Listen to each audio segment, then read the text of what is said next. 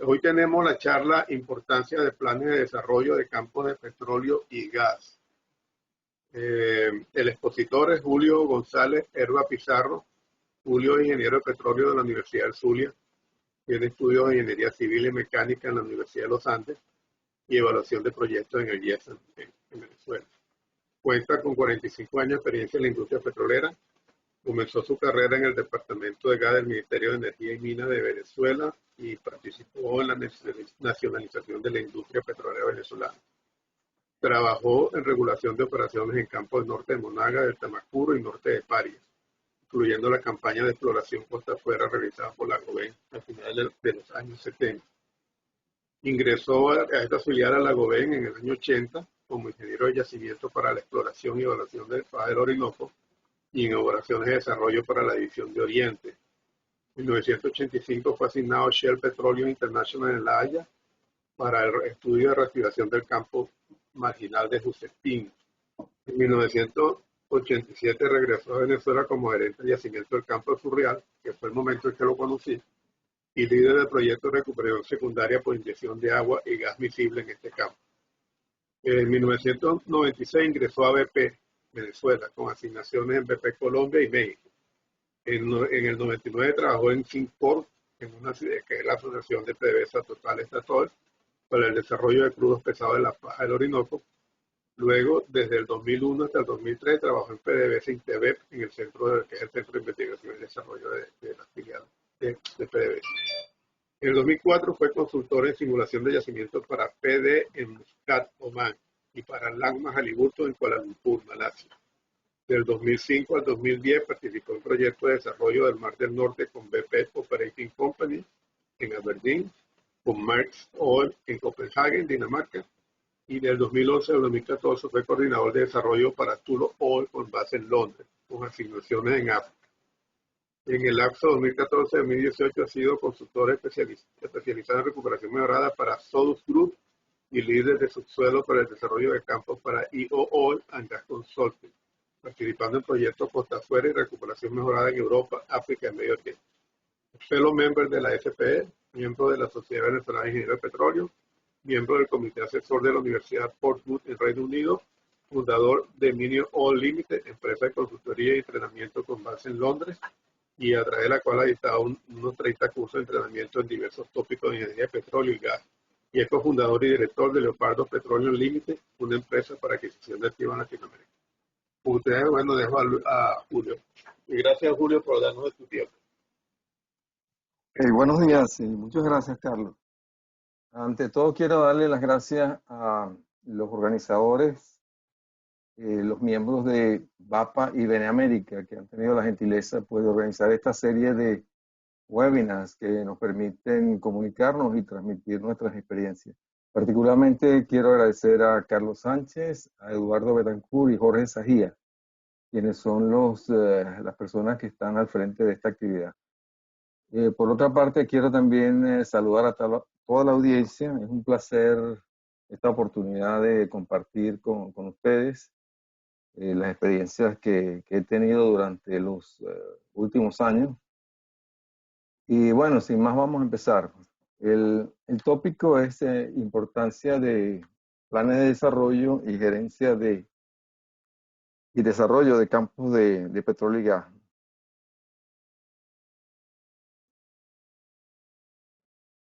Para cubrir este tópico, vamos a discutir tres aspectos principales. Primero, los planes de desarrollo en contexto con los ciclos de producción, los conceptos, etapas del proceso y los flujos de trabajo. Luego vamos a ver las desviaciones en planes de desarrollo.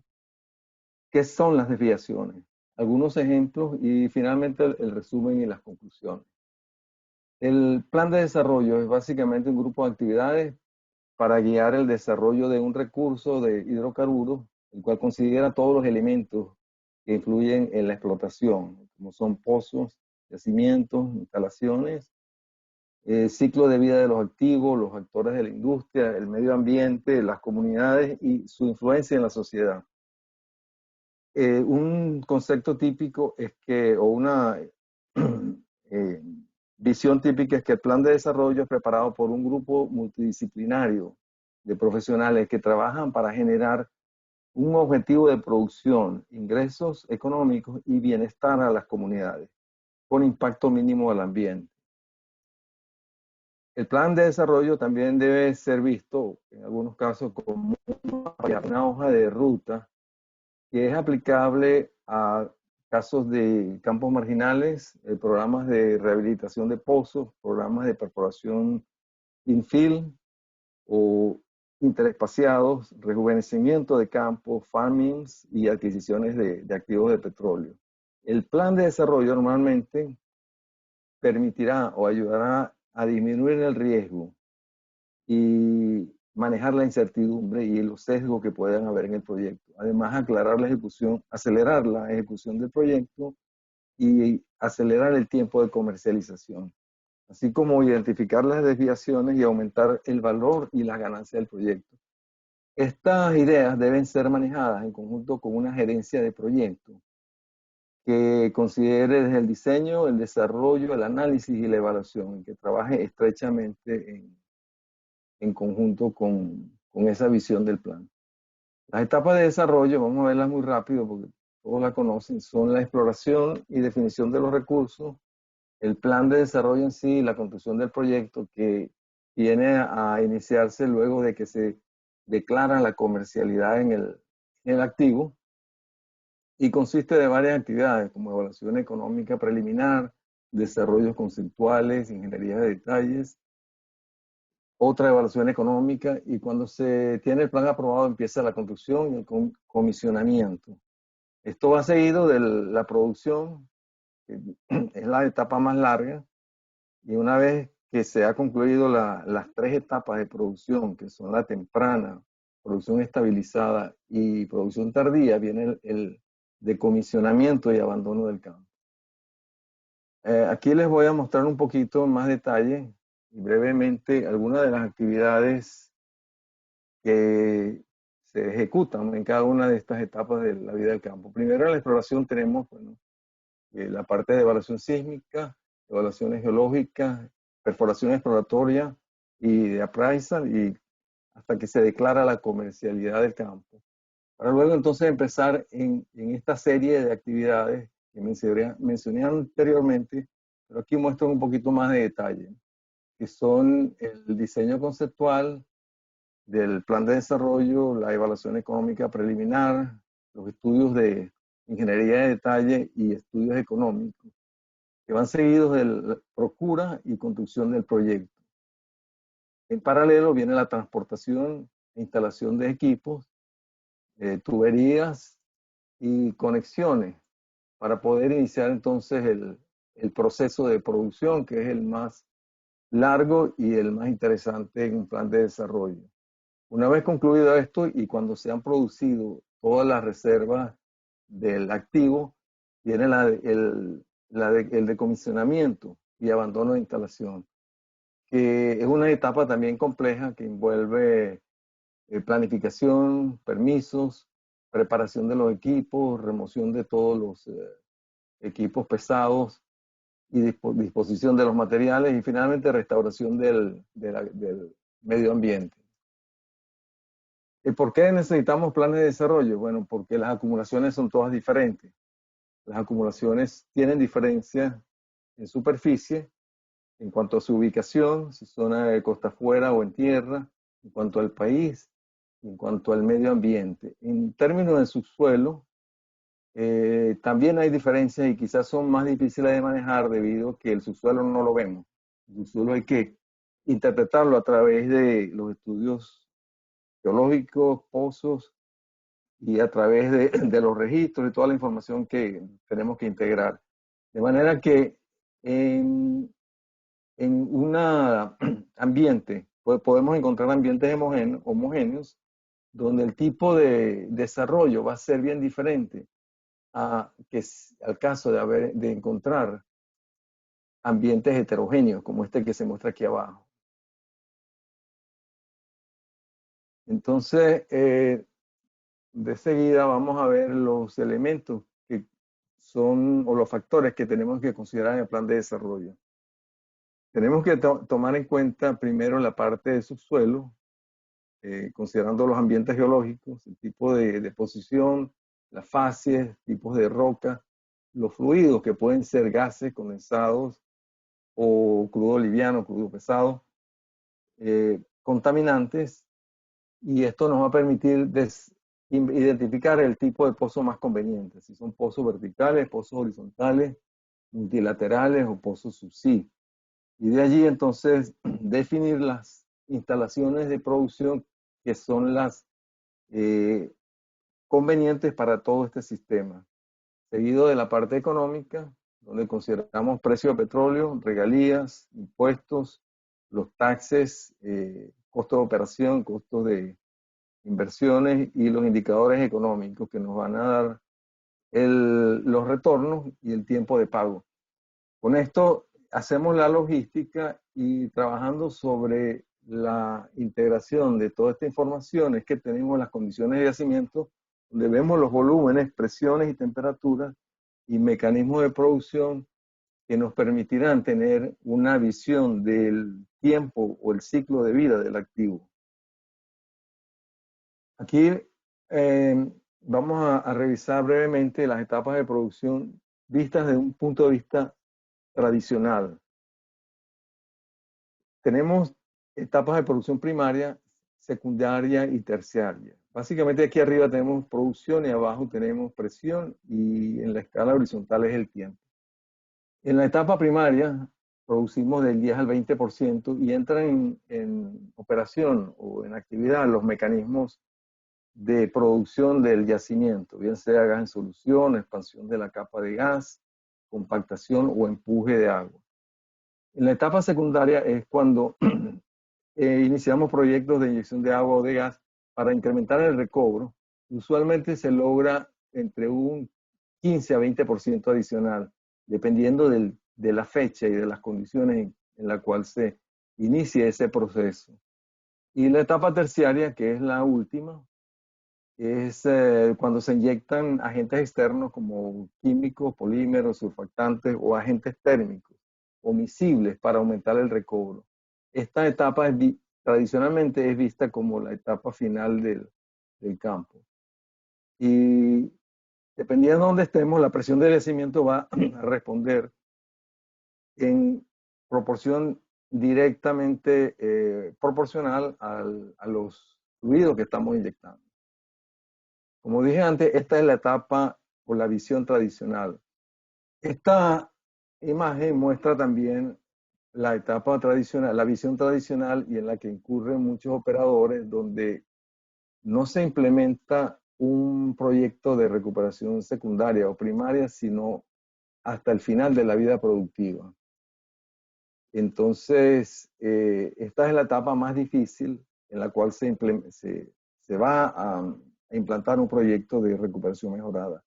Los recobros, cuando son implantados en etapas tardías, son menores. Sin embargo, pueden variar en el orden de 10 al 20%. Y las presiones del yacimiento van a ser aumentadas en función a los fluidos que inyectamos acá.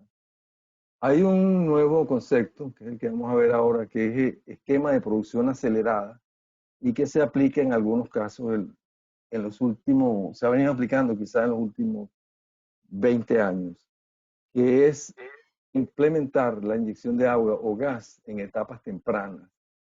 Es decir, desde que se inicia la producción del yacimiento, se comienza a pensar en cuál es el tipo de proceso que aplica al proyecto en específico, de inyección de agua o inyección de gas. En algunos casos, esto puede ser desde el día cero. Esto permite acelerar la producción y traer un 10 o 25% de producción a las etapas o los primeros años de producción del proyecto. Y si en adición implantamos un proyecto temprano de recuperación terciaria, vamos a tener la oportunidad de tener un 5 a 10% adicional. Todo esto junto, pues alcanza al orden de 50 a 60% el cual también se puede obtener, pero en una etapa, en un periodo más largo de tiempo. Aquí abajo mostramos el comportamiento de las presiones, que es proporcional a la cantidad de los fluidos que se están inyectando.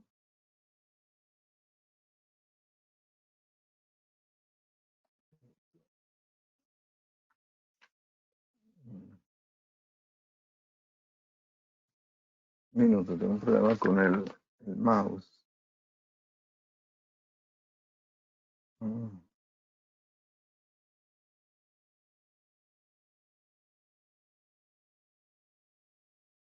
Ok, el flujo de trabajo para un proceso de subsuelo, desde el punto de vista del subsuelo, está ilustrado en esta lámina, donde podemos ver que la actividad empieza con la construcción de un modelo estático, la cual pues se logra con la integración de toda la información de pozos, geología, estructura, petrofísica, determinación de las unidades de flujo y los volúmenes estáticos que existen en esa acumulación. Esto lo integramos con la información dinámica de pruebas de pozos, fluidos, PVT, pruebas de presión, y se logra entonces construir un modelo dinámico de simulación, el cual nosotros utilizamos para generar muchos esquemas alternos de producción, como estos que están aquí abajo, donde se ve que desde un comienzo hay un plató de producción, y esto es debido a que la inyección de agua, en este caso, se inicia en etapas tempranas y es complementada con la inyección de polímeros. Entonces, generamos esta serie de escenarios de producción, lo cual pues, nos permite tener diversas evaluaciones económicas que corresponden a cada uno de estos casos. Hay también posibilidad de construir modelos más complejos de simulación como este, donde se pueden evaluar diversos tipos de pozos, horizontales, multilaterales y diversos esquemas de explotación. Entonces, esta información tiene que ser complementada con los estudios de superficie. O sea, las etapas de actividad de flujo de trabajo en superficie son quizá más manejables porque es algo tangible. Y va a depender de que si se ejecutan en tierra o en costa afuera. Es básicamente lo que todos sabemos. Estudios de diseño de los cabezales, de los múltiples separadores, tuberías de producción, tanques y exportación del crudo. Las tasas de producción, la manera de manejar las incertidumbres con toda esta cantidad de información que tenemos es básicamente simplificada, definiendo tres casos típicos, que son el caso típico, base de producción, que es el que corresponde al 50% de probabilidades de ocurrencia, el caso mínimo, que es el que corresponde a la utilización de todos los más pobres propiedades o valores en cada uno de los elementos que participan en la construcción del pronóstico de producción, y el caso alto. Estos lo llamamos P90 y P10. Un aspecto bien importante acá es que la capacidad de las instalaciones de producción que se van a diseñar en función de estos perfiles debe estar en armonía con la capacidad de producción del yacimiento. O sea, tenemos que tener mucho atención en tener flexibilidad, en que la instalación esté de acuerdo con estos potenciales. Otro aspecto importante es que los estudios económicos que se realizan para el caso bajo deben satisfacer los criterios mínimos económicos que define la empresa necesarios para aprobar el proyecto, ya que si aprobamos un proyecto con un P50, existe el riesgo de que no sea económico en el caso de que la respuesta del yacimiento sea igual a la del P90. La ventaja del plan de desarrollo son que vamos a anticipar el futuro, vamos a tener una herramienta de control y orientación, mitigación de riesgo y también de optimización de las operaciones. Si podemos identificar tempranamente alguna desviación, entonces será posible implementar acciones correctivas para reducir efectos perjudiciales en la economía y proteger el ambiente y las comunidades. Si no tenemos un plan de desarrollo, no hay una visión del futuro, no hay guías, hay falta de control, posiblemente el proyecto vaya a fallar y posiblemente no va a haber una autorización o una aprobación del proyecto. Bueno, visto esto, que es un resumen de una actividad bastante larga y compleja, vamos a definir qué es una desviación en plan de desarrollo. Una desviación es cualquier incidente que afecta el desarrollo de la operación del proyecto y puede ocurrir en la perforación del proyecto, de alguno de los pozos del proyecto, en el desarrollo o en la construcción o en la operación del proyecto en sí. Un caso de producción real de petróleo significativamente inferior al pronosticado, causando reducción en los beneficios económicos, es un caso típico de desviación, un caso importante. Igualmente, si la producción de líquidos está por debajo del diseño, resultando en una capacidad de producción no utilizada, en una desviación que afecta a la economía de los proyectos. O CAPEX y OPEX que sean mayores al previsto, que puedan afectar negativamente los indicadores económicos. Igualmente, retrasos en la producción programada, pues son elementos que se definen como desviaciones en los planes de desarrollo. Yo escogí algunos casos en el mundo de desviaciones para ilustrar la importancia de estos planes, en los cuales están algunos casos en Europa, en Norteamérica y Sudamérica y África. Estos casos son los siguientes. Primero, una falla de perforación durante la perforación de un pozo en Lake Penour, en Luisiana, que afectó el ambiente. Luego, instalaciones de producción construidas con una capacidad mayor al potencial del campo. Ocurrió en el campo Pedernales, en Venezuela. Luego, otro caso similar, pero esta vez en Medio Oriente, en Qatar, en el campo Al-Shaheen. También hay un caso de atraso mayor en la construcción de un proyecto en Uganda, en África del Este, donde hay recursos gigantes de crudo pesado. Este es un caso que es más reciente, 2011, todavía está vigente, hasta 2020. Y finalmente una desviación positiva, porque también hay desviaciones positivas que son las que todas las compañías desean, donde la producción fue superior a la esperada en el Mar del Norte, en el campo Farrago, operado por BP. El primer caso es el caso de la falla de perforación, afectando el ambiente en Lake Penour. Este caso ocurrió cuando se estaba perforando un pozo en aguas someras, aproximadamente 6 pies, utilizando una unidad flotante, una barcaza.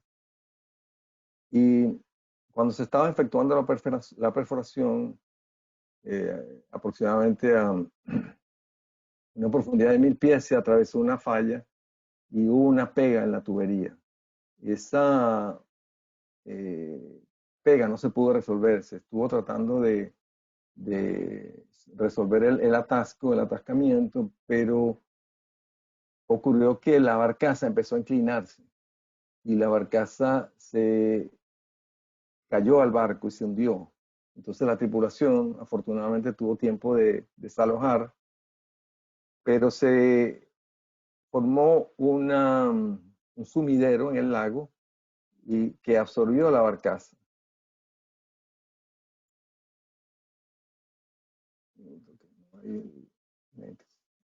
Esta es una visión del lago antes del incidente y esta es una visión después del incidente. Lo que ocurrió es que hubo comunicación de el hoyo de perforación a través de una falla con una mina de sal que estaba en exploración en las vecindades, no sé cuántos kilómetros, pero eran varios kilómetros de distancia. Entonces, el agua del lago inundó la mina a través de la falla y desplazó aire y fue que formó el sumidero. Hubo otras consecuencias como que el sumidero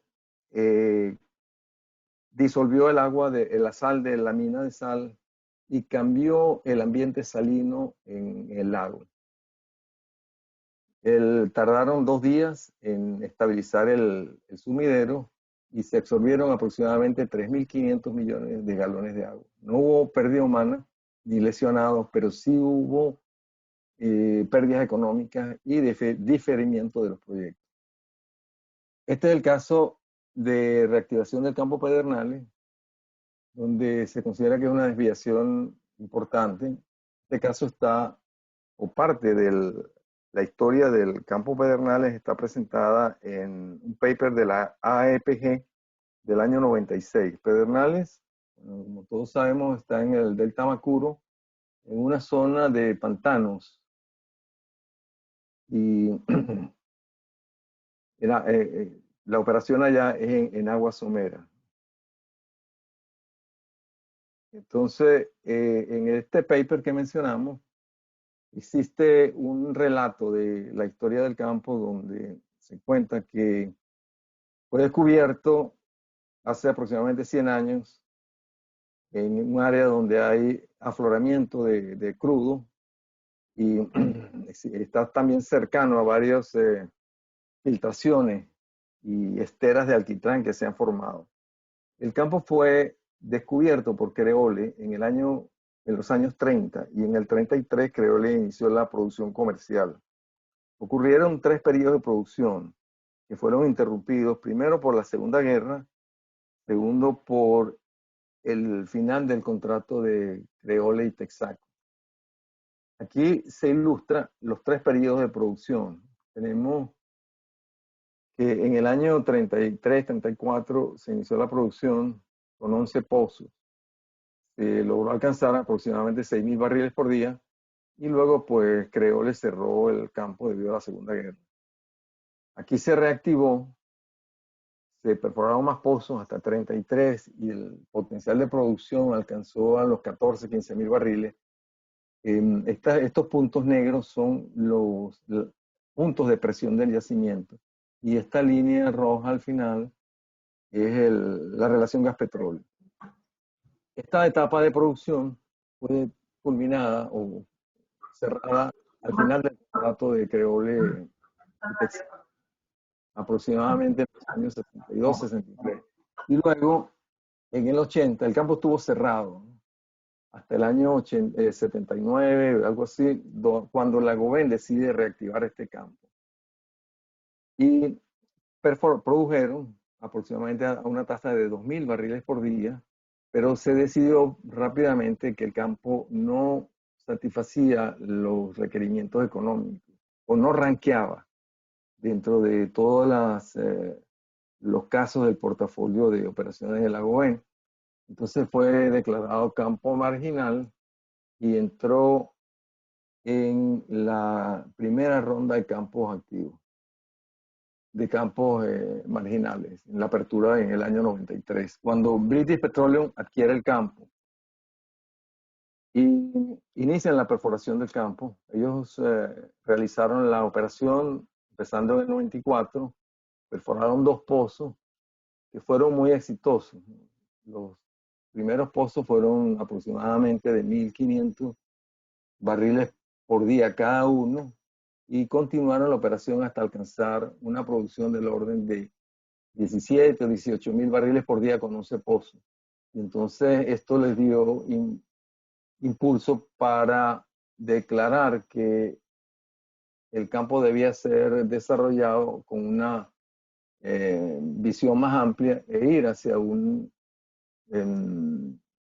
una construcción de una segunda fase. El campo entonces está compuesto de 2 etapas. La fase 1, que es donde Creole y la Goben efectuaron operaciones. Y la fase 2, que es el área nueva, que fue identificada por BP a raíz de la sísmica, que fueron 2D y 3D, ejecutaron tan pronto ellos tomaron operación de esta concesión, de este activo. Hay un punto importante que es que aquí existían 2 pozos, 2 o 3 pozos exploratorios perforados por Creole. los cuales no habían dado resultados muy prometedores, y esta área había sido vista como no prospectiva, por lo cual Creole concentró sus esfuerzos en el área 1. Y que fue donde British Petroleum tuvo los primeros éxitos. En lo que se llamaba fase 1 del proyecto. Perforaron 8 pozos y desarrollaron casi 20.000 barriles por día.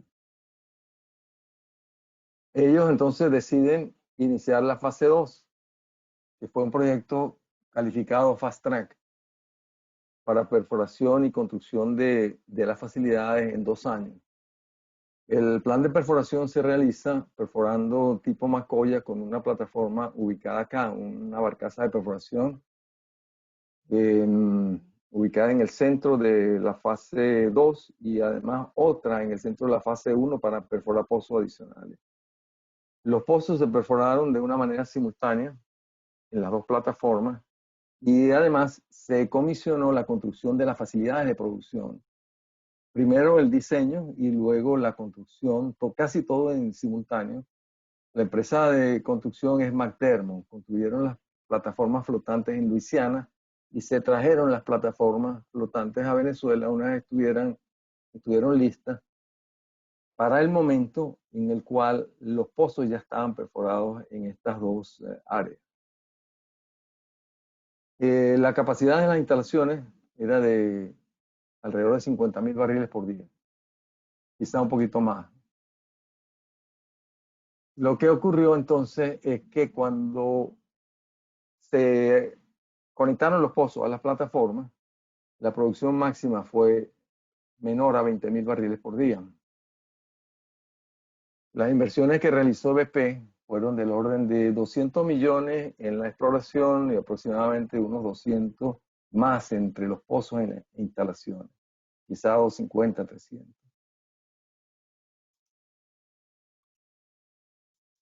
Esta información es una información pública y está en el diario El Tiempo de Bogotá, debido a que en ese entonces BP tenía muchas operaciones en Colombia. Esto es calificado o clasificado como una importante desviación debido a que existió una capacidad no utilizada de aproximadamente 35.000 barriles por día, que corresponde al 60% de la capacidad total instalada. Volviendo un poquito más ahora, ¿qué ha ocurrido luego de la fase 1 y la fase 2? Y yo la coloqué en rojo porque es una desviación. La historia de producción indica que fue básicamente declinación de producciones. Está mostrado en esta línea roja. Y esto siguió hasta el año 2000, cuando BP decide vender el campo porque lo consideran ya que no es atractivo, a pesar de haber producido acá alrededor de unos 15, 20 millones de barriles. Pero nunca lograron clasificar el campo como un activo generando beneficios, por lo cual decidieron venderlo. Lo compra Perenco en el año 2000. Esto también está publicado en un diario de Bogotá, creo que se llama Beneamérica. Y el Perenco sí tuvo una actividad bastante buena para ellos, atractiva. Este perfil de producción es un perfil que yo desarrollé en base a la información que tengo, pero no hay certeza de que esto sea así. Lo único que hay certeza es que para el 2018 ya Perenco no estaba en la operación. El campo estaba cerrado y producía menos de 400 barriles. De manera que aquí hay un estimado de producción de alrededor de 60 millones de barriles. 40 producidos por Perenco y unos 20 producidos por BP. Es muy importante notar que el precio por el cual Perenco adquirió es bastante inferior al monto de las inversiones que realizó BP.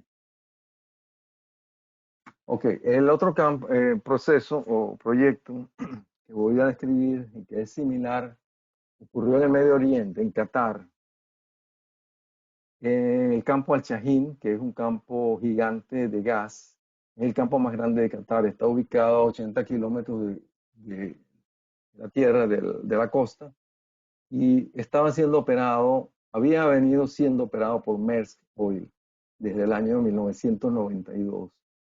Maersk estaba produciendo alrededor de 100.000 barriles en esos años y decidió que el campo tenía capacidad para una producción mucho mayor. Y en el 2005 ellos presentaron y lograron autorización para un plan de desarrollo para producir 525 de crudo equivalente para el año 2010. Y en consecuencia construyeron una facilidad de producción también en pocos años con capacidad de 525.000 barriles por día. ¿Qué ocurrió?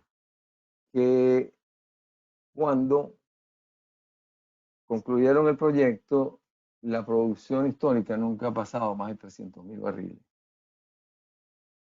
Entonces, el dueño del activo, bueno, viendo que había una capacidad ociosa de 225.000 barriles, que equivalen al 42% de la capacidad instalada, pues decidió abrir un nuevo concurso para encontrar un nuevo operador. Esto ocurrió en el año 2016. En ese entonces ocurrieron varios anuncios de prensa. Estos anuncios son del Oil and Gas Middle East en 2016, donde se declara que Maersk estaba en riesgo de perder el campo de Qatar, que era su mayor activo en el mundo, ya que el gobierno de Qatar presentó la licitación para este campo y en el cual Maersk estaba recibiendo una participación de 164.000 barriles día de crudo equivalente. En ese mismo año se publica que Total ganó la licitación ofreciendo un 30% de participación con un contrato de 25 años adicionales de operación. Y esta empresa Reuter informa que este era el segundo proyecto más importante obtenido por Total en los últimos años. Esto es cierto porque yo tenía bastante contacto de trabajo con estas empresas y estaba informado de los mayores proyectos que operaba tanto Total como Maersk. O sea que Qatar retuvo el 70% con esta nueva empresa, Total, y la operadora tomó 30% de 300.000, pues Qatar tenía 210 y el operador tenía aproximadamente 90.000 barriles diarios. Este acuerdo fue visto por los expertos como un golpe para la empresa Maersk de Dinamarca.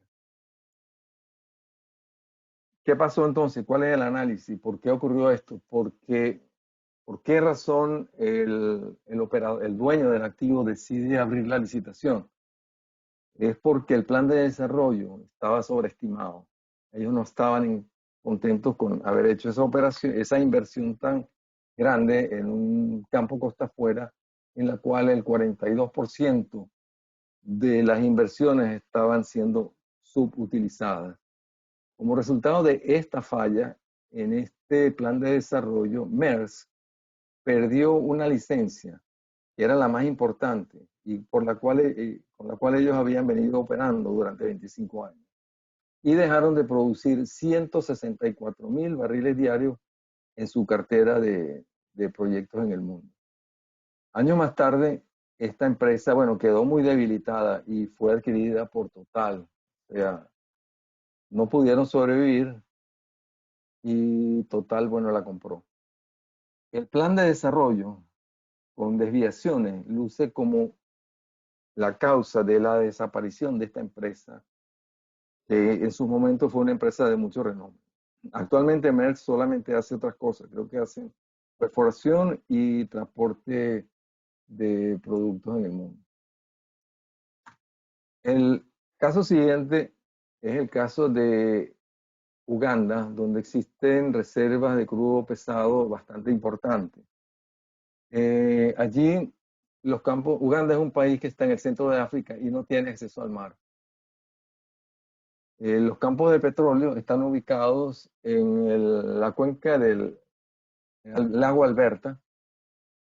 Está señalado en este círculo verde Y para poder sacar el crudo hay que atravesar una ruta de oleoducto, que es esta señalada en rojo, hasta llegar a la costa de Tanzania, en el puerto de Tanga, donde se puede hacer la exportación a través de buques cruzando el océano Índico. Esa es una desventaja del país como en el ambiente petrolero, ¿no? Ellos iniciaron la exploración en el año 90, luego de 2006 a 2007 confirmaron recursos que fueron estimados en 1.7 billones de barriles de petróleo. No es una cantidad muy exorbitante, pero es importante. Digo que no es tan importante porque en Venezuela hay yacimientos que tienen 4 o 5 billones, hasta 8 billones de barriles. El plan de desarrollo fue desarrollado en el 2010 a 2011 y el objetivo de producción eran 70.000 barriles diarios, con pozos radiales, así como estos mostrados acá, que horizontales partirían de un punto central con múltiples puntos centrales de pozos y con inyección de agua desde el día 1. Para el 2012, este plan fue aumentado a 230.000 barriles por día, sin que se hayan ejecutado todavía operaciones de construcción. Aquí les muestro un poquito el plan de desarrollo y la ubicación de los campos. Aquí están los campos alrededor del Lake Albert. Hacia el norte está el grupo de yacimientos más importantes y hacia el sur hay otro grupo de yacimientos también importantes. Son 3 empresas operadoras que estaban involucradas, que son Total, CNOOC y Tullow Oil. El plan entonces contemplaba la construcción de 2 centrales de procesamiento, una al norte y otra al sur, el transporte hasta una refinería que se debía construir acá, en el punto medio, y luego el punto de inicio del oleoducto que transportaría esos productos a los mercados internacionales a través de Tanzania. Fueron 14 años de exploración y estudios, donde el éxito de exploración era bien alto, 90%, ya que 75 pozos fueron exitosos de 83 que se perforaron. Y hubo pruebas donde se comprobó, bueno, la producción de petróleo en tasas importantes, pero las pruebas no pasaron de allí. El plan fue desarrollado, aprobado por el gobierno en el 2016 para producir los primeros 1.2 billones de barriles. Y el inicio de producción fue planeado para 2018 y 2020. Hasta hoy no ha habido una gota de petróleo comercial en este proyecto. ¿Por qué ha ocurrido esto? Este es un país con grandes recursos, un récord de exploración, pero el gobierno y los socios han venido discutiendo los acuerdos de reparto durante más de 10 años. Las condiciones fiscales no son muy favorables, pero también están afectadas estas negociaciones por las aspiraciones de los operadores. La primera producción de petróleo de esta serie de campos está todavía muy incierta, está afectada ahora más que todo por los precios del petróleo, ya que el proyecto daba resultados casi marginales a 70, ahora a 40 o 42 barriles el Brent. Es muy probable que esto no dé positivo. Hubo mucha burocracia, no compromiso de los asociados, desalineación entre los socios y los titulares de la licencia, y también afectado por la ruta de exportación, y es el oleoducto de 1.440 kilómetros, además de los deseos de realizar refinación, la mayoría de la refinación en el país. O sea que el futuro de Uganda está incierto en términos de producción de petróleo. Hay otro elemento que es mi propia percepción. Se ignoró la estrategia de iniciar producción temprana a tasas moderadas y transportar esa producción con crudo cisterna o camiones cisterna y construir una pequeña refinería para satisfacer el consumo interno.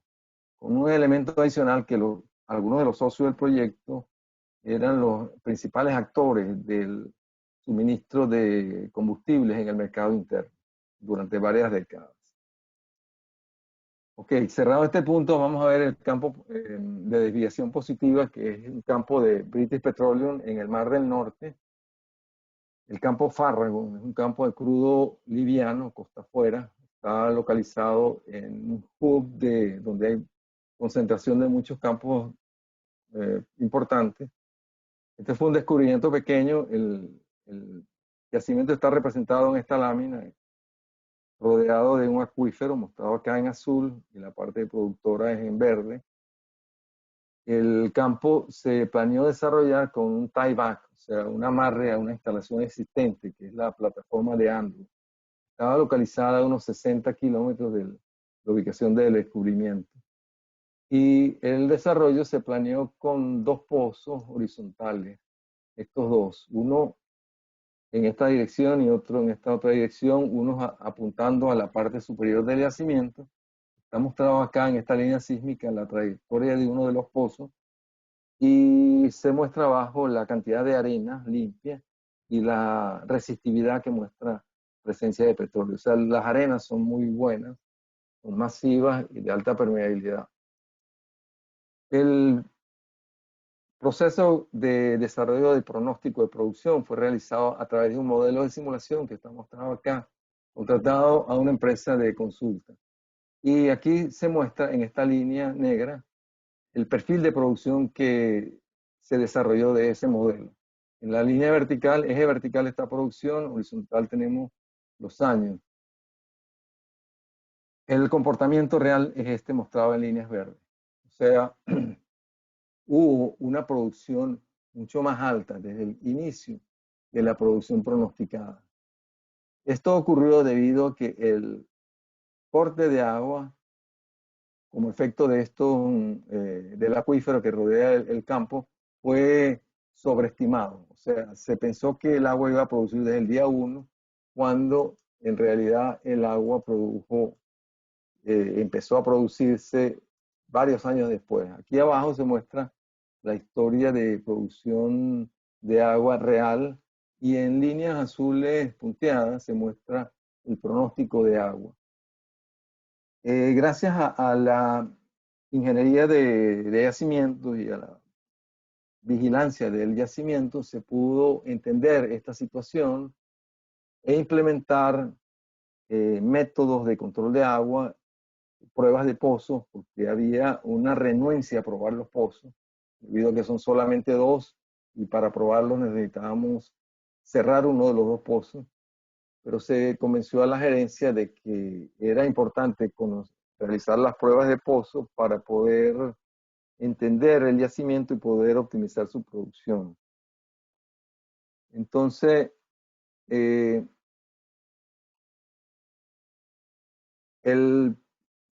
la producción incremental fue aproximadamente 35% más de la esperada. Esto pues, fue muy bienvenido por la gerencia y por todos los socios del proyecto. Y bueno, es indudable que esto, 30 y 35% de producción incremental, pues proporcionó beneficios económicos a todos los socios y también al país.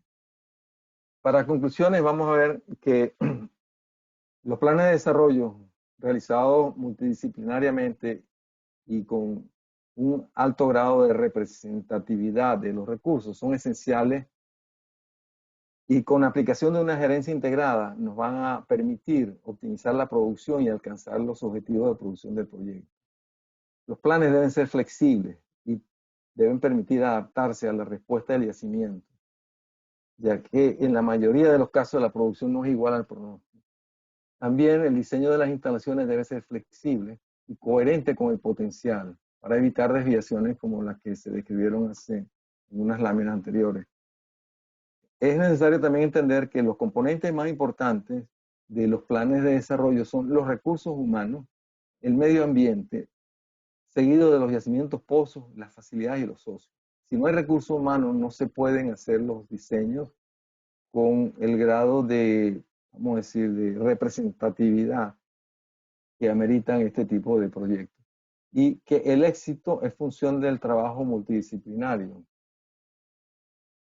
considerando principios técnicos, el ambiente, las comunidades y las regulaciones.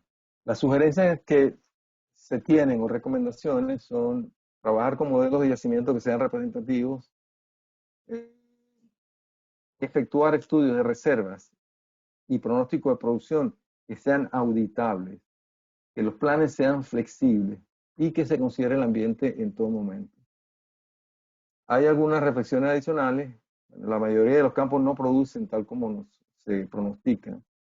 No todos los campos son económicos. Y actualmente hay nuevas tecnologías que no son una panacea, pero sí asisten en la preparación de los planes de desarrollo, como la analítica de datos y la inteligencia artificial, que acortan el periodo de análisis y entendimiento de los proyectos.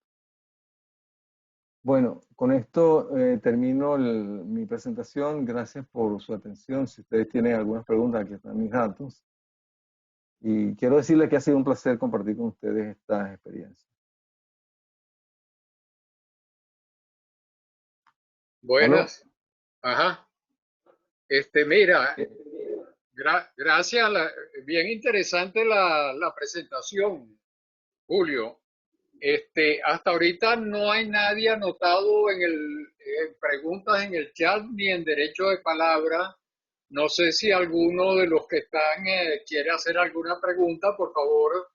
Ricardo Padrón, adelante. Buenos días, Julio. Un placer conocerte. No nos conocemos, pero es un placer conocerte Igualmente, por Ricardo. este medio. Interesante, muy interesante tu presentación y bastante ilustrativa. No es una pregunta, pero quisiera, a mí me impresionó lo de lo del el campo del Mar del Norte, que son uno de los pocos que la producción pronosticada es menor que la real, ¿no?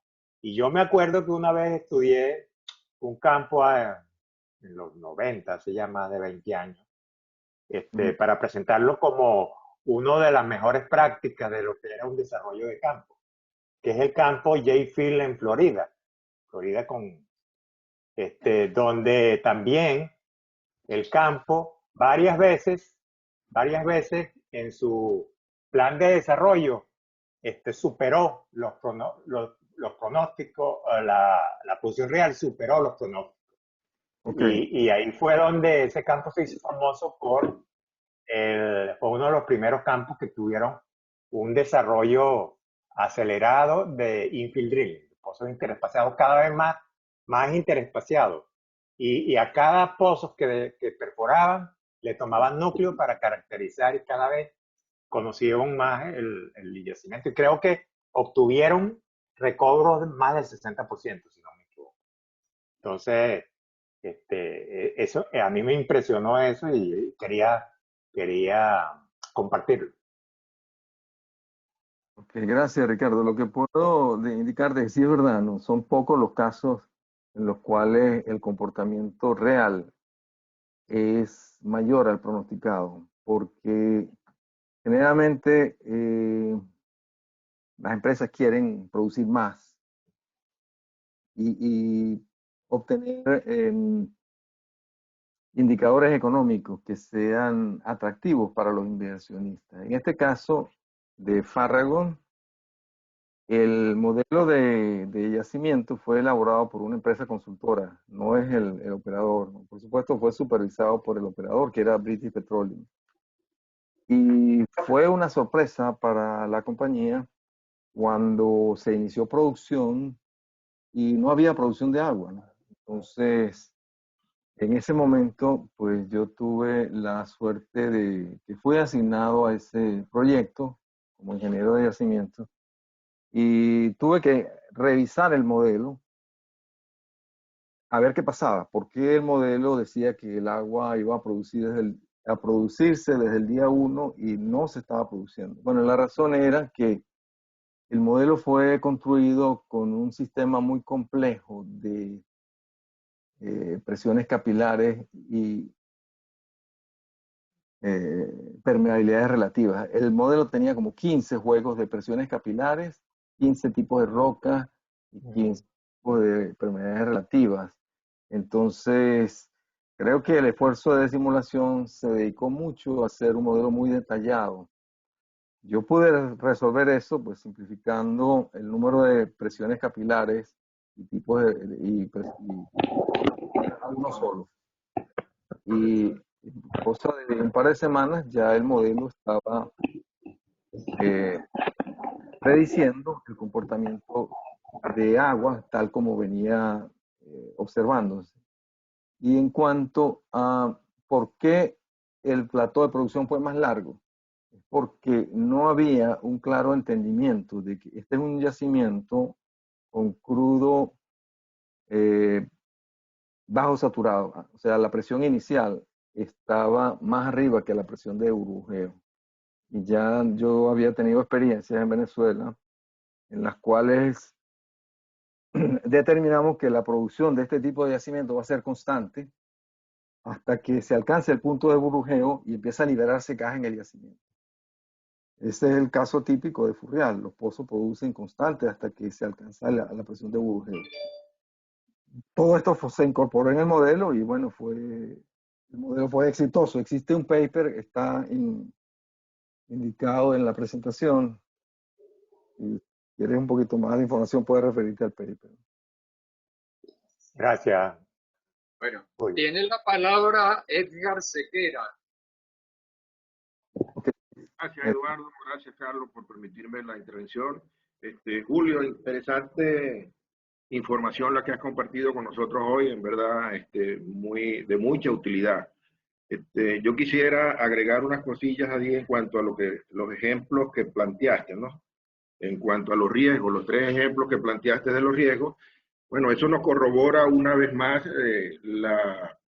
el alto riesgo que significa la explotación de hidrocarburos y por lo tanto amerita de generar planes de desarrollo soportados con aplicación de tecnología, conocimiento, de tal manera que permitan minimizar esas desviaciones durante la etapa de producción que tú mencionaste.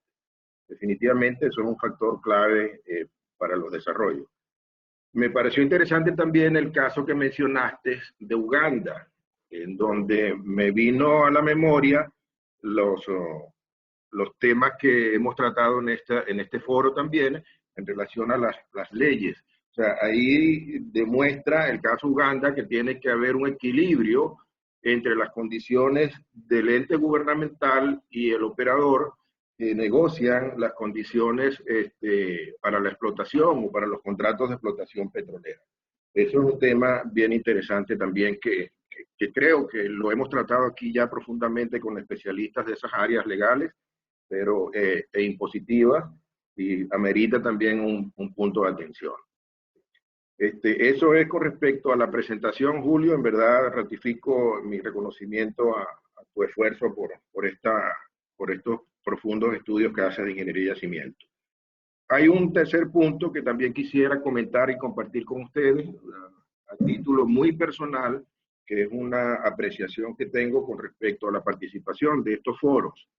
Si recordamos el origen de estos webinars o de estos foros que estamos haciendo, vienen como producto de una diáspora ocasionada, ya sabemos por quién, por un régimen que por actos delictivos y todo tipo de cuestiones ilegales, incluyendo violación de derechos humanos, obligó a nosotros, los trabajadores petroleros, y ahora un sinnúmero de gente a estar viviendo fuera del país. Este webinar, desde mi punto de vista, la razón de ser es dar aportes técnicos, legales, de conocimientos, de experiencia, para que cuando toque recuperar la industria petrolera de Venezuela, se generen los ingresos que permitan levantar nuevamente al país. Entonces, hago estos comentarios porque la semana pasada ocurrió un hecho en donde participó una persona que estuvo íntimamente ligada justamente a esa destrucción de PDVSA, y del PDVSA y del país en general. Entonces, deberíamos tener cuidado en el acceso que le demos a las personas, que sepamos que por acción u omisión tuvieron parte en esos eventos tan desagradables, en esos desagravios que ocurrieron en nuestra patria. Y quisiera entonces, como les digo, una apreciación personal muy responsable que le hago a todo el foro y a todos los presentes, de manera que tengamos cuidado con esas participaciones porque no sabemos en el fondo ni siquiera qué intenciones tienen. Entonces, eso quería compartirlo y señalarlo ante ustedes. Gracias, Carlos. Gracias, Eduardo, por permitirme la palabra. Ok, Edgar. Tiene la palabra Alfredo Gruber. Dígame, uno al reconocimiento de la excelente presentación de Julio. Yo quería compartir con ustedes algunas experiencias que yo viví trabajando en Pedernales. Yo estuve en esa zona por alrededor de 3 años. En mi época de asignación a la División de Oriente de Creole, hace muchos años. Nosotros teníamos la principal estación en la isla de Cotorra. Teníamos un campamento staff en la isla de Pedernales. Y teníamos el patio de tanques en la isla de Capure y un campamento de obreros en esa misma isla, con los muelles y las facilidades de despacho de crudo en esa época, ¿no? Estamos hablando de un crudo con alto contenido de azufre, que solamente 18 grados API, solamente se procesaba en una refinería de la Texaco en Trinidad. Y despechábamos el crudo en un tanquero tipo T1 de 35.000 barriles, porque había limitaciones en la barra de Pedernales por cuestiones de profundidad de agua. Esa es una zona pues que está sometida a un cambio de marea que ocurre cada 6 horas, 3/4. De tal manera que muchos pozos, la mayoría de los pozos estaban pues en el agua cuando había agua, porque cada 6 horas y 3/4 quedaba seca. De tal manera que los operadores de campo nos manejábamos con curiara. Era una forma absolutamente rudimentaria de operación, pero para tomar muestras de los pozos, para tomar presiones, etcétera, información. Había que coordinar la alta marea para llegarle a los pozos y eso podía ocurrir a las 2, 3 de la mañana, de manera que ahí no había horario que cumplir porque la gente trabajaba en condiciones bien difíciles. Yo jamás en mi vida había visto tanto mosquito juntos. De tal manera que nosotros cuando eran las 6 de la tarde teníamos que meternos en la casa para protegernos de la nube de mosquitos. Y si tú tenías una camisa blanca, bueno, y salía a las 7 de la noche, durante el tiempo que los mosquitos, pues, había ese enjambre. Pues mira, la camisa blanca se teñía de rojo por la cantidad de picadas que tenía. Era una experiencia que jamás se me olvidará, ¿no? Es una zona bellísima en cuanto a la naturaleza, muy difícil la operación, un crudo que realmente... Sí. Bueno, eso quería compartirlo, ¿no? Solamente esa experiencia que tuve pues en esa época de hace muchos años en Pedernales. Gracias, Alfredo. Tiene la palabra Carlos Sánchez. Bueno, déjame dar una anécdota relacionada a lo que habla Alfredo. Yo manejé una cuadrilla de geofísica telemétrica en el Golfo de Paria y un día se me ocurre salir con el hombre que colocaba las estaciones para la localización de las líneas y era un inglés y nos equivocamos de hora, del horario de la marea y quedamos varados en unos manglares en la madrugada sin ninguna protección. Tuvimos que meternos en el barro y llenarnos de barro para poder combatir los mosquitos, ¿no? Una experiencia bien interesante. Pero Mi pregunta es otra, Julio, es relacionada con el campo del Furrial. Yo sé que tú fuiste el ingeniero del campo del Furrial, te conocí en esa época, y yo recuerdo muchas historias sobre los planes de desarrollo del campo del Furrial, los errores cometidos, las impericias, las mejores, o sea, las lecciones aprendidas. ¿Tú puedes comentarnos algo sobre el campo del Furrial? ¿Cuál es tu visión de qué pasó? Sí, cómo no, Carlos.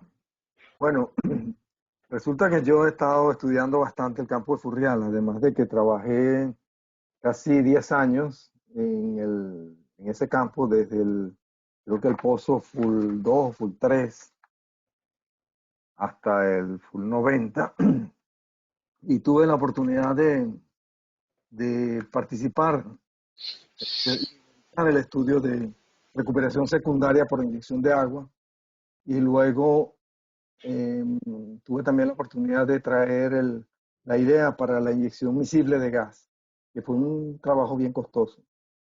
Antes de ir en esos detallitos de Furrial, yo he comparado el campo Furrial con, por ejemplo, Cantarell en México, porque Cantarell es también un campo gigante y tuve oportunidad a través de la actividad de consultoría de hacer unos trabajos para Cantarell, pero con base en Londres. Para Cantarell no, para el área de Costa Fuera de México. Entonces, tuve acceso a la información de Cantarell y creo que el campo Furrial tuvo una mucho mejor gerencia de yacimientos y más preparados planes de desarrollo comparados con Cantarell, debido a que en Furrial el factor de recobro actual, con todas los problemas que han ocurrido y toda la mala operación que se ha dado en los últimos años, el factor de recobro ya llega aproximadamente a un 58, 59%. En Cantarell creo que se llegó máximo a un 48%. Ellos usaron únicamente inyección de nitrógeno. Nosotros usamos otros procesos, que son el proceso de inyección de agua primero, que fue impulsado por Lagoven, basado en la experiencia que habían desarrollado en el occidente del país, en el lago de Maracaibo, específicamente por Juan Albornoz. Y se le dio mucho énfasis a la implantación de ese proyecto porque logramos presentar a través de estudios de yacimiento que si no había mantenimiento de presión, el factor de recobro de Furrial pudiera haber sido del orden de 15%, 15, quizá 20%, porque son yacimientos muy profundos, no hay un acuífero activo y era evidente que al llegar al punto de burbujeo, pues la presión del yacimiento iba a declinar. Nosotros logramos determinar que había una declinación de presión del orden de 17 libras por pulgada cuadrada por cada millón de barril que extraíamos. Entonces fue una línea que extrapolamos y pronosticamos que en unos 7 años llegaríamos al punto de burbuja. Hasta esos 7 años la producción de Furrial hubiese sido casi constante. Entonces fue una carrera de tiempo de diseñar el proyecto de inyección de agua e implantarlo, construirlo e implantarlo. A lo largo de esa carrera, en la cual participaron muchos actores de los que están aquí, se visualizó también que el agua no era el mejor agente para ese tipo de yacimiento, debido a que es un crudo mediano, pero también muy profundo, y es un yacimiento que es un tipo domo, y en los tipos domos, si se inyecta gas en la cresta, ese gas va a desplazar el crudo hacia abajo. Entonces se decidió hacer un proceso tipo sándwich, agua por abajo y gas por arriba, con la fortuna de que además encontramos a través de los estudios que se hicieron en INTEBEP y fuera de Venezuela, de que ese gas iba a tener un efecto de desplazamiento miscible en el yacimiento, debido a que las presiones son muy altas. Entonces hay un efecto termodinámico muy fuerte que disuelve el crudo que queda, vamos a decir, como crudo residual en los poros y lo va empujando hacia los productores. Entonces, el recaudo actual de Furrial es alto, estamos del orden de 58, 59%. Aunque en los últimos años la declinación fue brutal y creo que se producen ahora 70.000 barriles. Pero también debo decir, y esto es conociendo, que nosotros también tuvimos una desviación positiva en el Furrial. Uno se remonta a los papers iniciales del año 1992-93, cuando se estaba iniciando la producción de Furrial, y uno compara los pronósticos de producción con inyección de agua y con inyección de gas, puede darse cuenta que el pronóstico era que el Furrial ya iba a estar completamente declinado para el año 2015. 2014 ya debía estar produciendo 100.000 barriles. La realidad es que en el año 2014-2015 el campo estaba todavía en el orden de 200 o 300.000 barriles por día. Esto gracias a que se efectuó una gran cantidad de inyección de gas, de inyección de agua, se mantuvo la presión alta y completado con los pozos que perforó. Hay una gran cantidad de pozos perforados por la PDVSA roja que también ayudaron a recuperar ese crudo. Mal porque lo sacaron muy prematuro y mal porque si se hubiese reconocido esa desviación en el año 2013-14, posiblemente el campo estuviese ahorita produciendo todavía unos 300.000 barriles. Eso es la visión que tengo de Real y es satisfactorio para mí ver que el campo dio más de lo que esperaba y que también fue exitoso el proyecto, ya que había mucho miedo en el entonces. No fue fácil convencer a la gerencia de Lagoven de que el proyecto era un proyecto factible y que iba a dar recursos importantes de reservas adicionales. Tiene la palabra Luis Velázquez. Juan Urich, después Juan Urich me la pidió en privado, Eduardo. ¿Quién? Juan Urich. ¿Después de quién? Porque tengo a Jorge Sevilla y a Héctor Partida. Después de Luis Velázquez. Ok. Bien, buenos días a todos. Julio, 1.000.000 de gracias por ofrecernos este módulo de desarrollo de campos, que junto con el de Ricardo la semana pasada y el de Julián hace 3 semanas, yo creo que Eduardo y Carlos tienen que comenzar a dar diplomas de este diplomado que estamos haciendo aquí en Gerencia de Yacimiento, Eduardo. Así que para el diploma tienen que pagar y Benamérica nos los otorgan a los que estuvimos ahí presentes. Luis, para el diploma tienen que pagar. ¿Perdón? Para dar el diploma tienen que pagar algo. Pagamos, por el papel pagamos, no hay lo importante es todo el conocimiento que estos muchachones ya han impartido aquí y han compartido con nosotros. Julio, yo creo que tú resaltaste en una de tus primeras láminas, algo que es importantísimo en cualquier plan de desarrollo, que es la visión multidisciplinaria que hay que tener en la conceptualización de un plan de desarrollo. Eso para mí es vital. Fíjate que con los ejemplos que diste, hay criterios que tuvieron que haberse analizado a profundidad o llegarse a acuerdos o negociarse, etcétera, que de alguna manera representaron una falla, incluyendo la positiva, ¿no? Fallas en lo que se planificó. Entonces, ese análisis multidisciplinario es básico, es vital para lograr el éxito en cualquier plan de desarrollo. Te agradezco mucho que hayas hecho mucho énfasis en eso. Voy a referirme al caso de BP, donde hubo más producción de la esperada. Me da la impresión de que una de las fallas que hubo allí es que ese modelo como que dio un solo perfil determinístico. Si hubiesen usado, como tú pusiste un ejemplo, un caso bajo, un caso medio y un caso alto, seguramente ese caso de la producción real hubiese caído como un caso alto. Pero bueno, ya eso es clavo pasado, ya no se sabe qué pasó. Pero sí, ese análisis probabilístico, de nuevo, es uno de los elementos que hay que tener en la mano, es una de las herramientas con las que hay que atacar este tipo de proyectos.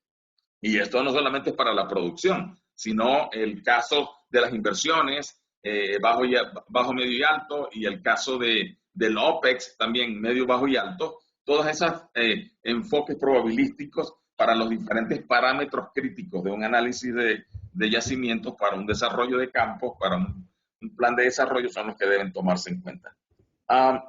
Y ahora viene una pregunta que tal vez sí te la quiero hacer, es en cuanto a, en un ambiente de exploración, estuve en una empresa donde comenzamos a hacer modelos dinámicos de los probables yacimientos que íbamos a encontrar en esos prospectos.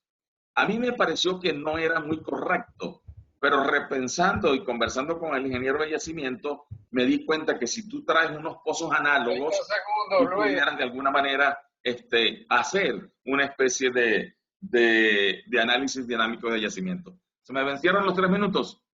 Sí. ¿No me queda algo? Entonces, eso es, Julio. Si me puedes comentar un poco sobre esto último, te lo agradecería muchísimo. Gracias a todos. Y no se olviden del diploma, no importa, les pagamos algo por el cartoncito. Bueno, Luis, gracias por tu pregunta. Un placer hablar contigo por este medio.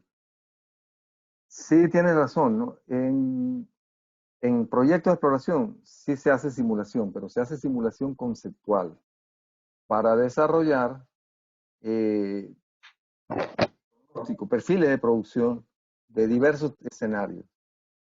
Anteriormente, simulación era usada únicamente para proyectos maduros. Yo me recuerdo que el caso de Furrial, cuando yo empecé a introducir el concepto de simulación de yacimiento para el Furrial, no era comprado. Decían que el campo no tenía nada que simular porque no había historia de producción.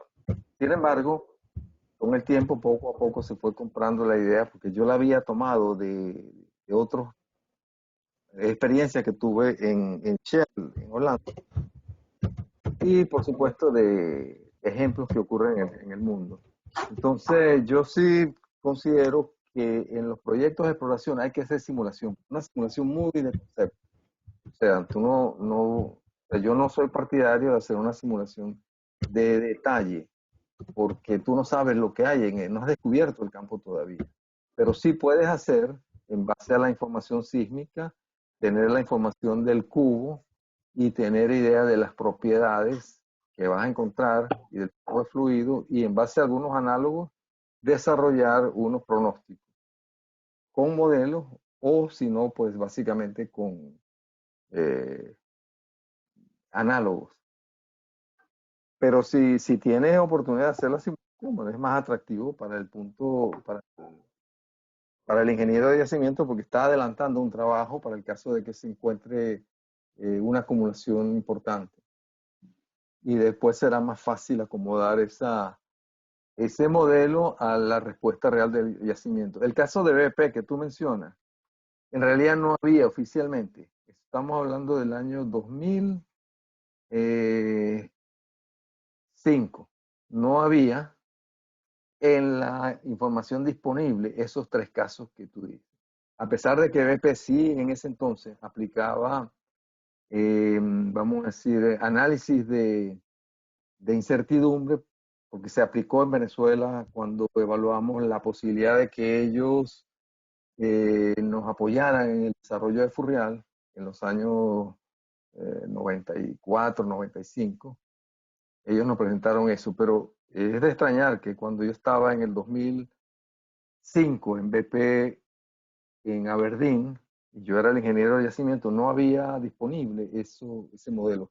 Quizás sí lo había para campos más grandes, pero este era un campo relativamente pequeño, de unos 50, 60 millones de barriles en sitio.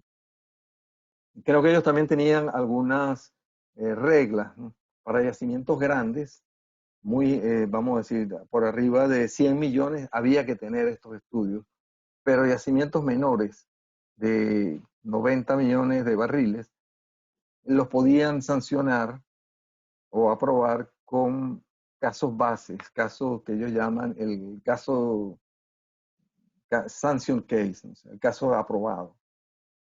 Y la verdad es que yo no sé más porque yo fui el ingeniero de yacimiento de ese proyecto 2 meses después que se inició la producción. Y me llamaron allí porque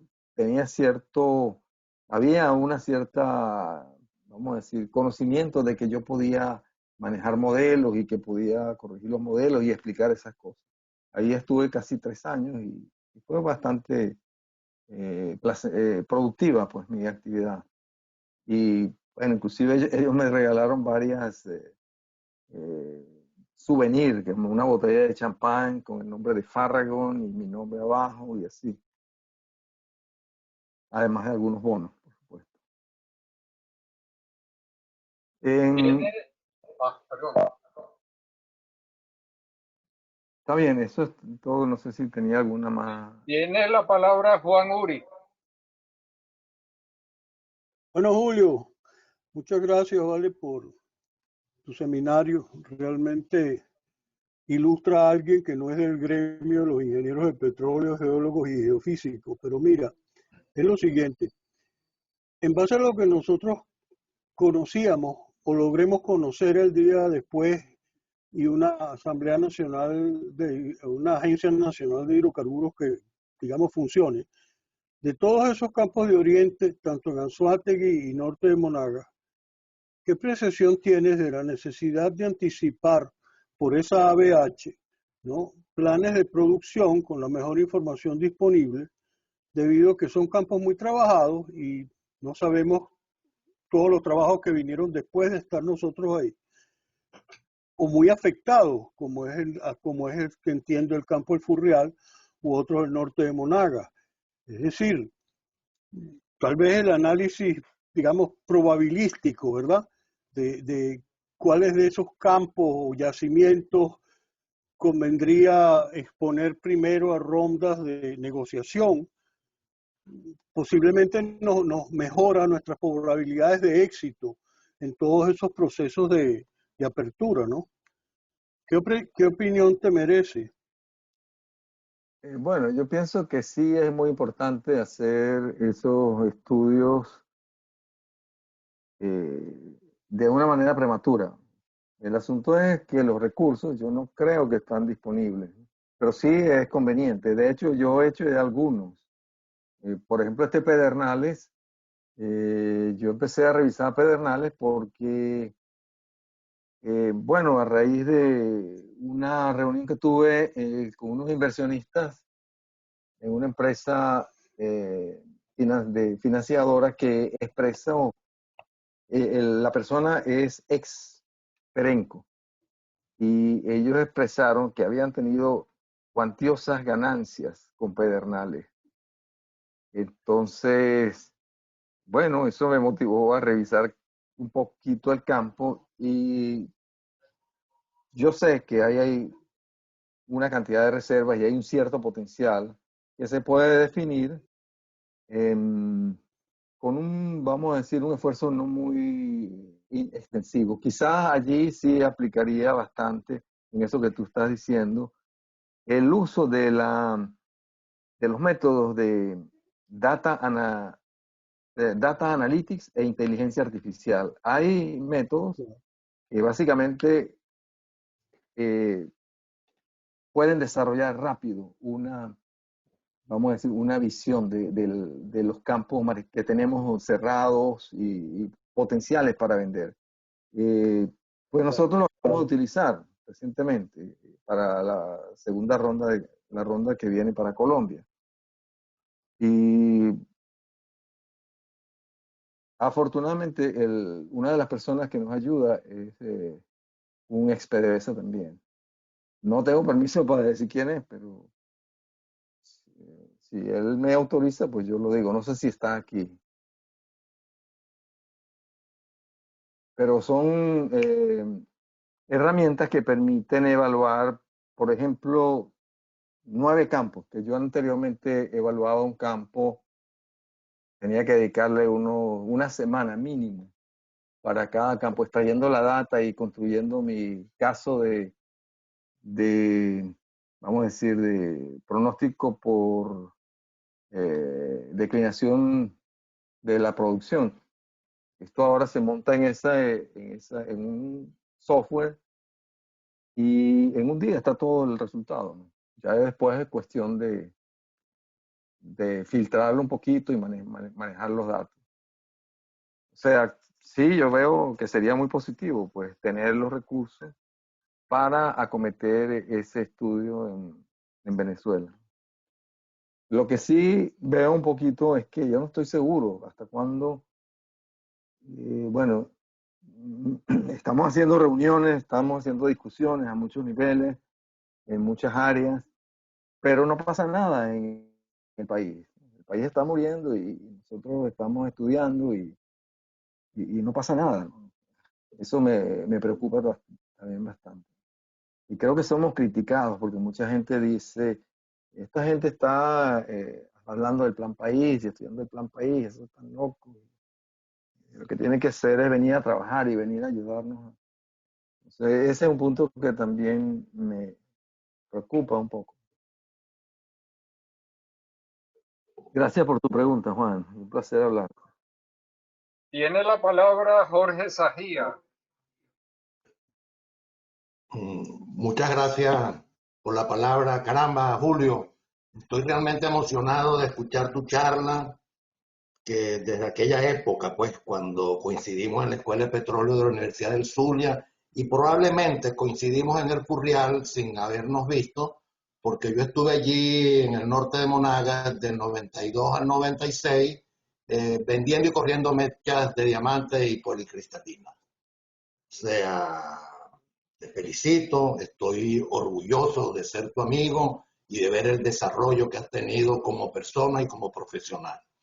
Alfredo Gruber, cuando hablaba de los mosquitos de Pedernales, y de Pedernales es que yo quiero hablar, yo pensaba en los tejenes de La Guajira, del río Limón, y pensaba en Herrera Luque, que dijo que la principal arma que tuvo el ejército de los libertadores de América en los llanos venezolanos fue precisamente el mosquito. Ese fue el gran aliado de José Antonio Páez en su lucha con los formidables ejércitos españoles.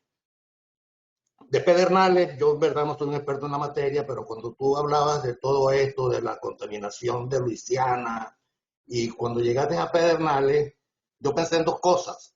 En Pedernales propició la creación de la línea Avior. El dueño de Avior, con el que yo tenía una amistad, compró una serie de avioncitos chiquiticos que era para transportar el personal que iba desde el aeropuerto José Antonio Anzoátegui de Barcelona del Neverí, para Pedernales.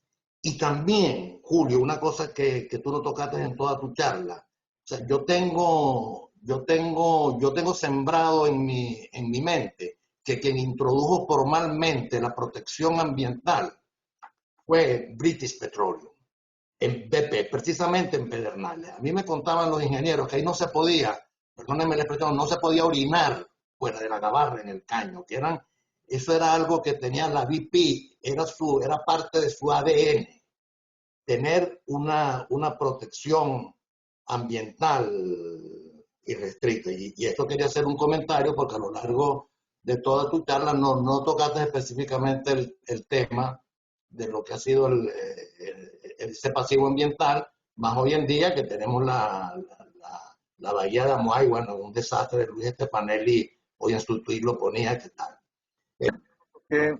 El punto de los pasivos ambientales, porque la charla pues estaba limitada a tiempo, y esto es un webinar que yo hice para una compañía en Medio Oriente, por supuesto allí en nuestro Pedernales.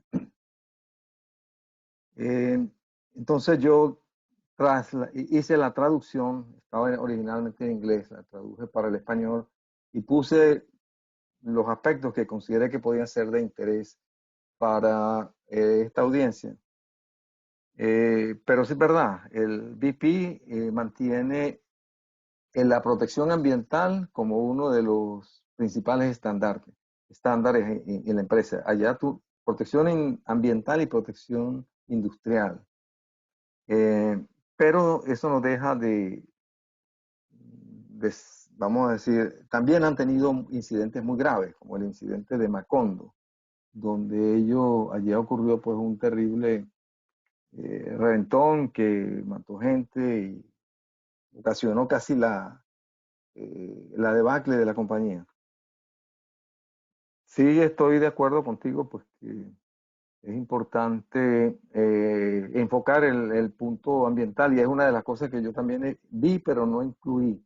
En el campo Pedernales han ocurrido incendios consecutivos y todas esas instalaciones están completamente oxidadas y constituyen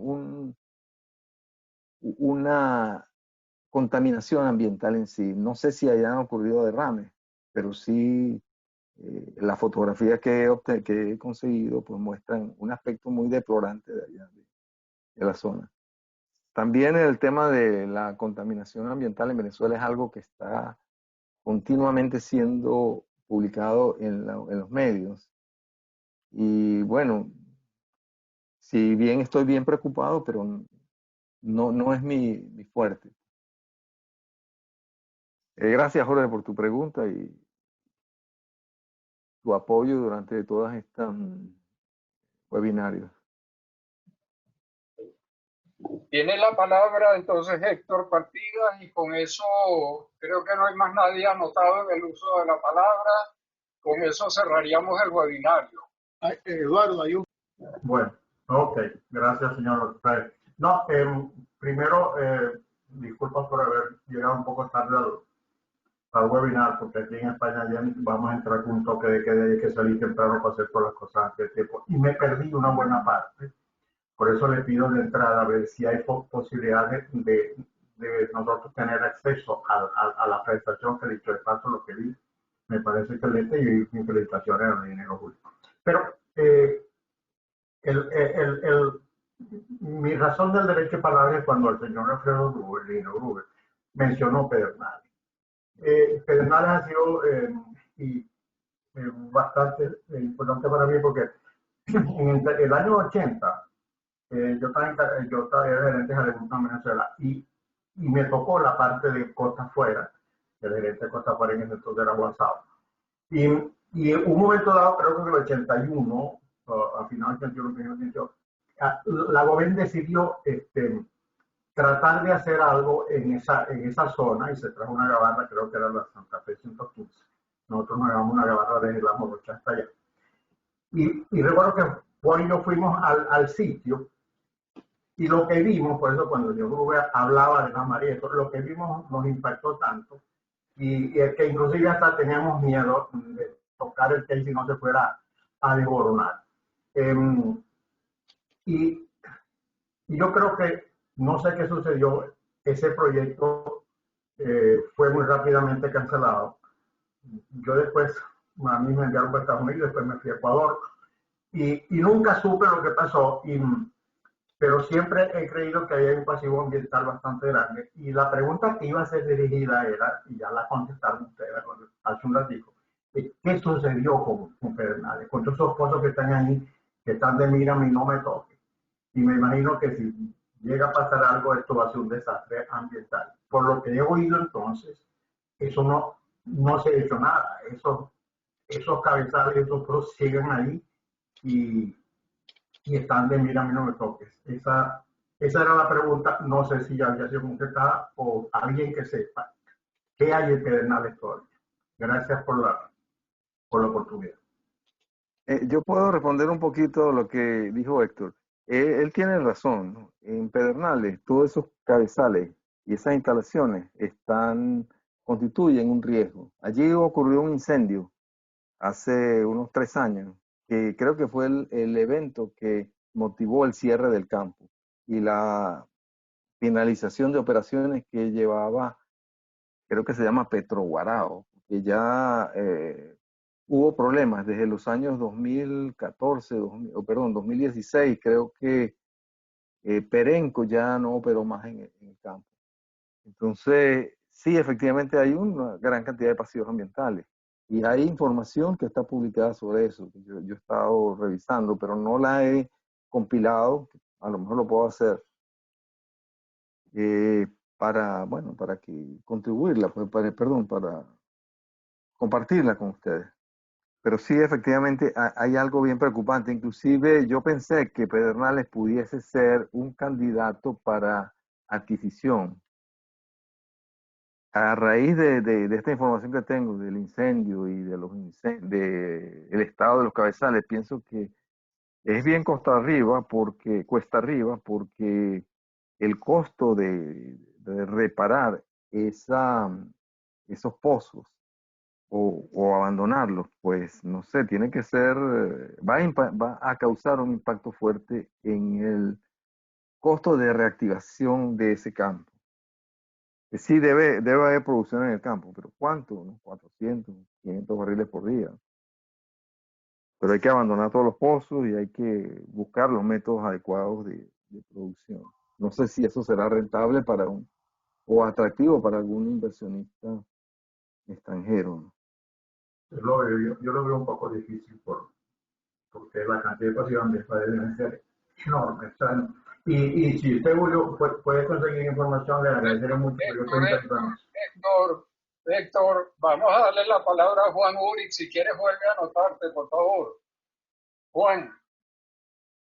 Están en el orden de la palabra Juan Uric, que la pidió por segunda vez, y Alfredo Gruber.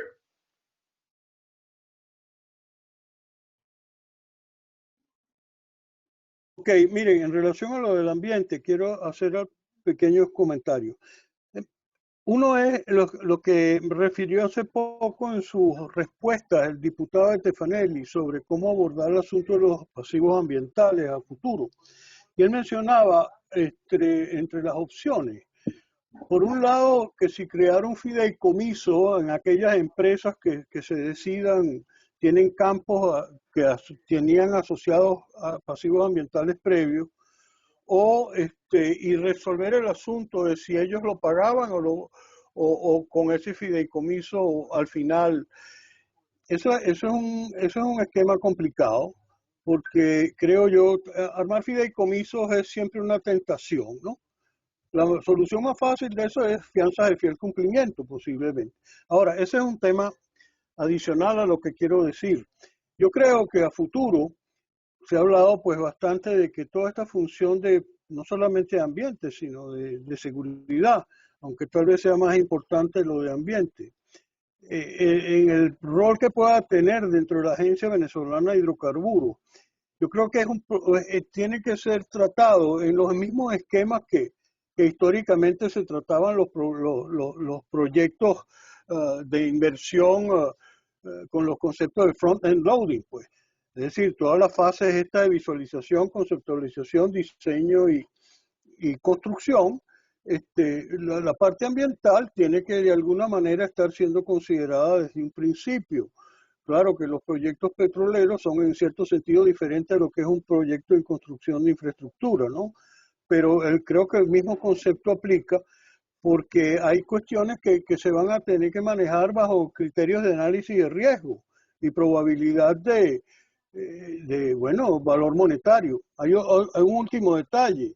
Hasta donde yo recuerdo, por lo menos cuando empecé a trabajar en la GOBEN en el año 81, la ley de hidrocarburos contemplaba que cuando un pozo se declaraba, o los pozos pues de un determinado yacimiento, si ya se declaraban no productores, pues sencillamente había que proceder a sellarlos. Y aparentemente esa es una práctica, bueno, eso implicaba taladro o meterle cemento y cortar un cabezote. Y esa práctica debe continuarse y muy posiblemente tendrá que continuarse en el lago de Maracaibo y en Pedernales. Y obviamente esos son unos costos de internalización que alguien debería pagar, ¿no? Bueno, hasta por la misma ley de hidrocarburos, la actual y supongo que la futura también, ¿no? Porque si no lo que vamos a estar es acumulando chatarra, por no llamarlos pasivos, ¿no? Ese es un tema. Eso era lo que quería comentar. Gracias.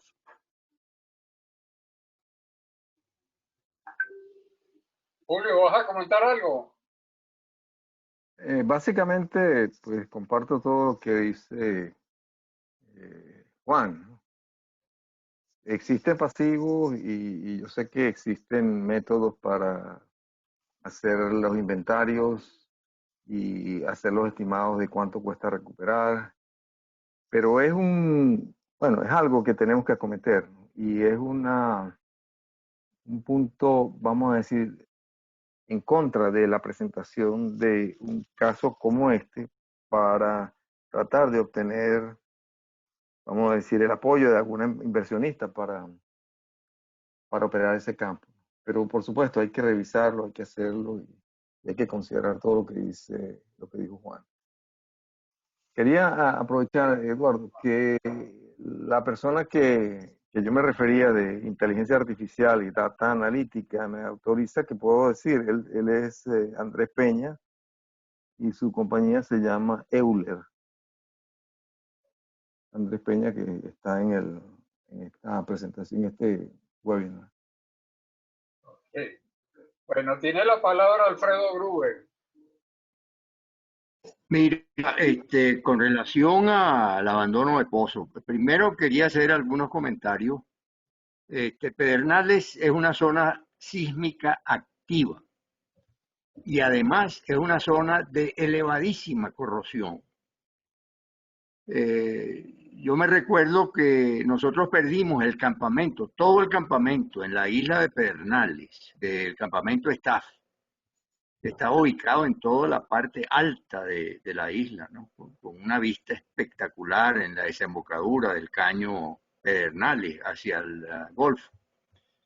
Y allí perdimos todas las casas, porque el movimiento sísmico prácticamente destruyó el campamento completo. Nosotros traíamos agua desde Caripito, agua potable, y lo almacenábamos en un tanque elevado que había en la isla de Capure y a través de tubería pues alimentábamos las otras islas, tanto Pedernales como Capure y Cotorra. Creole en los años 60 abandonó todos los pozos viejos, todos. Es más, me recuerdo mucho porque ahí se filmó una película cuyo protagonista era Peter O'Toole. El gobierno venezolano prestó el famoso submarino Carite y la película se basaba en la Segunda Guerra Mundial con los japoneses, en una de estas islas del Pacífico japonés. Y allí tuvimos esa gente trabajando varios meses en Pedernales con toda la parafernalia de fílmica que se trajeron. Interesantísima la cosa. Hay historias en Pedernales, pero impresionantes, ¿no? Entonces quería compartir con ustedes eso. Ahora, lo que son los pozos perforados después, a posteriori, por BP, por Perenco, yo no tengo idea en qué condiciones está, pero dada la situación de corrosión tan elevada que hay en esa zona, esto es un riesgo, indudablemente que sí, es un riesgo ambiental serio. Eso hay que abandonarlo o reactivarlo. Ok, ya están agotadas las preguntas, pero las intervenciones, no hay más intervenciones pedidas, pero hay dos preguntas que están en el chat, creo, ¿no, Carlos? Carlos, estás en mute. Sí, hay una de Alfredo, el que pregunta que si tiene información de por qué BP devolvió el bloque Morichal que se había ganado en la ronda de apertura en el 91. El bloque Morichal, no sé si se llamaba más bien el bloque, creo que tenía otro nombre, donde estaba un pozo que se llama el Abatuco. Alfredo, ese es el bloque que está en el borde, sí, no se llama Morichal, eso se llama, ya recuerdo el bloque, que se perforó un solo pozo que entró en un diapiro de barro completo. Sí, yo trabajé en ese... Bloque Cocuina. Ajá. Sí, Bueno, pero ese es un bloque muy grande que cubría parte de territorio del estado Monagas y el Delta, ¿no? Y hasta hasta el Delta completo. Bueno, yo recuerdo del bloque Cocuina. Carlos, ¿por, Ajá. por qué no respetamos nosotros también esto? De que hable Julio y después hacemos, cuando cerremos podemos seguir en la sobremesa. ok. En realidad, Alfredo, sí, yo trabajé en ese bloque y yo era el único ingeniero de yacimiento y perforamos un solo pozo, que fue el Abatuco. Ese pozo dio crudo liviano y bueno, dio 1.500 barriles aproximadamente de un crudo bastante liviano. Yo me recuerdo muy claramente porque yo calculé el potencial de que iba a producir el pozo con un paquete que se llama Prosper. Y yo con eso me gané el concurso que hizo el gerente de ese proyecto, que dijo, bueno, todos los participantes vamos a hacer un concurso y apuesten. Entonces yo gané, bueno, me gané algo, no sé, 1.000 bolívares, que sé yo, no me recuerdo, que recolectaron y nos dieron de premio.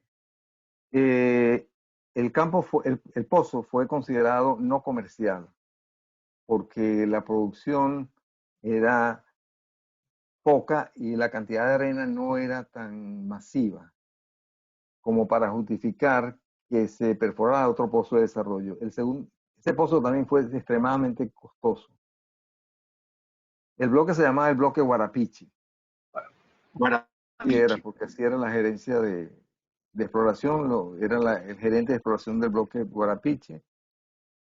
Y bueno, trabajé ahí hasta que se decidió no continuar con la exploración. También estuvo afectado por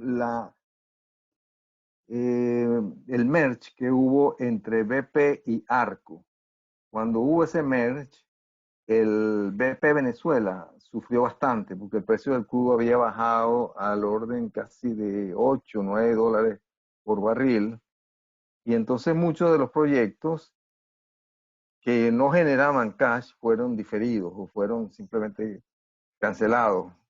Entonces, así también fue que BP decidió salir de Pedernales, que todavía estaba produciendo, creo que unos 12, 13.000 barriles por día. Pero sí es verdad, en Guarapiche hay crudo y yo creo que yo tengo inclusive en mi apartamento de Caracas una botella con muestra de ese crudo. Y esa es la causa por la cual pienso que BP no continuó en la actividad del bloque, en el desarrollo del bloque Guarapiche. También ellos creo que pagaron un sobreprecio muy alto por ese bloque, y en el momento que se licitó los precios del crudo eran favorables. Ya cuando se llegó a la etapa de perforación, prueba, estudios de desarrollo, ya el crudo había bajado y eso afectó, junto con la unión con Arco, en que muchos proyectos fueran diferidos. Esa es la parte que no nos gusta a muchos petroleros de las fusiones de compañías.